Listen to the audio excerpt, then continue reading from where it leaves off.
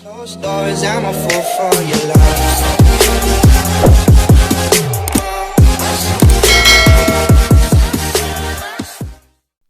Hey you guys, welcome back to my channel, and today this video is me doing my laundry. So this is a laundry motivation video, and I must say laundry is the least favorite thing that I like to do, but hey, it has to get done. So why don't you all stick around and help me get this laundry done, okay girl? I actually have an organizer here in my laundry room where you can put the whites, the darks, the colors, but as you see, I am separating because my kids must have missed the laundry basket.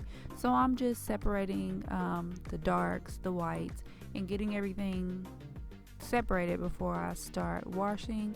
The laundry basket that I had got to organize, I got from Walmart, I believe, but it is really a really great thing because the handles come off, the bag comes off, and you can actually just dump that into the laundry whenever, like when they properly put the things in there. I can just pick the basket up and dump whatever color that I'm washing at that moment. But you know, kids don't always act right. But just sit back, and I hope I can give you guys motivation to maybe get your laundry done, because like I said, it's my least favorite thing, but I gotta get it done.